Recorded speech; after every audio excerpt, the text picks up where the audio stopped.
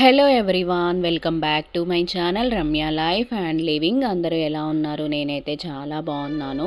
So ఇవాల్టి video వచ్చేసి నా ఈవినింగ్ రొటీన్. మా పాప స్కూల్ నుంచి వచ్చిన దగ్గర నుంచి నేను మా ఇంట్లో ఇలా ఈరోజు ఏం జరిగింది అనేది ఈ వీడియోలో నేను చూపిస్తున్నాను. ఫస్ట్ ఆఫ్ ఆల్, మా పాప స్కూల్ నుంచి రాగానే మ్యాగీ ప్రిపేర్ చేస్తున్నాను ఇక్కడ తనకి. మా కన్నయ్య ఇంకా లేవలేదన్నమాట. సో అందుకని చాలా సైలెంట్గా ఉంది ఇల్లు. ఇక్కడైతే మ్యాగీ రెడీ అయిపోయింది, మా పాపకి పెట్టేశాను. సో డైలీ ఇలానే ఉండదు, ఈవినింగ్ అంటే ఒక్కొక్క రోజు ఒక్కోలా ఉంటుంది. ఇక్కడ మ్యాగీ తినేసింది మా పాప. తర్వాత మా కన్నయ్య లేచాడు, ఆడుకుంటున్నాడు అనమాట. చూశారు కదా బొమ్మలన్నీ ఎలా పడేశాడో.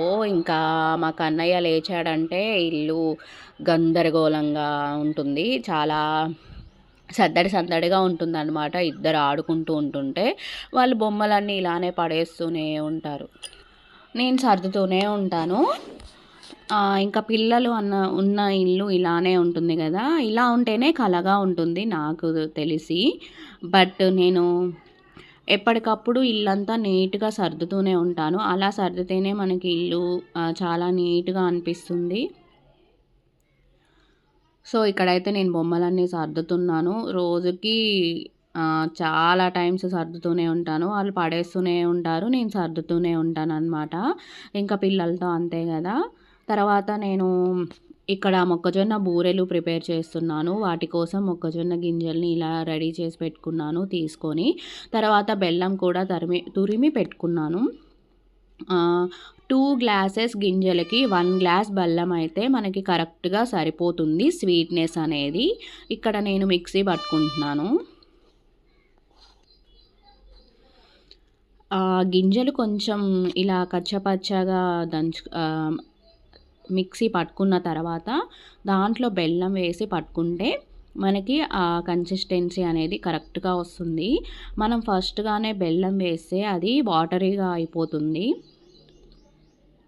సో ఇలా నేను చూపించే విధంగా పట్టుకుంటే మనకి కరెక్ట్గా సెట్ అయిపోతుందన్నమాట.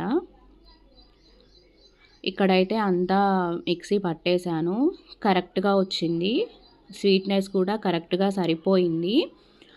తర్వాత మనం ఏ స్వీట్ అయినా సరే దాంట్లో కొద్దిగా సాల్ట్ యాడ్ చేసుకుంటే చాలా టేస్టీగా వస్తాయి.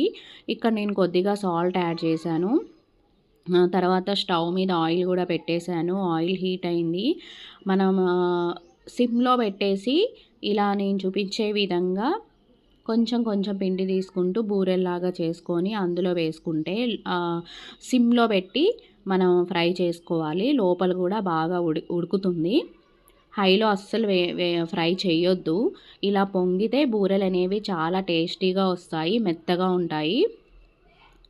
సో ఇంతటితో మాది అది బూరెలు కూడా రెడీ అయిపోయాయి. తర్వాత డిన్నర్ అయిపోయింది, ఇద్దరికీ ఫ్రెష్ అయిపోయారు, డిన్నర్ అయిపోయింది. తర్వాత ఇక్కడ మా పాప పడుకుంది. స్కూల్కి వెళ్తుంది కాబట్టి ఎర్లీగానే పడుకుంటుంది. బట్ మా కన్నయ్య పడుకునేసరికి డైలీ 12 o'clock 1 అవుతుంది. చాలా లేట్గా పడుకుంటాడు, అస్సలు పడుకోని. ఇక్కడ మా పాప లేపుతున్నాడు అనమాట. సో నా ఈవినింగ్ అయితే ఇలా జరిగింది. రోజు ఇలానే ఉండదు, ఒక్కొక్క రోజు ఒక్కోలా ఉంటుంది. సో ఈ వీడియో మీకు నచ్చిందనే అనుకుంటున్నాను. ఈ వీడియో నచ్చితే ఖచ్చితంగా లైక్ చేయండి, షేర్ చేయండి అండ్ నా ఛానల్ని సబ్స్క్రైబ్ చేసుకోండి for more videos. Thank you, bye bye.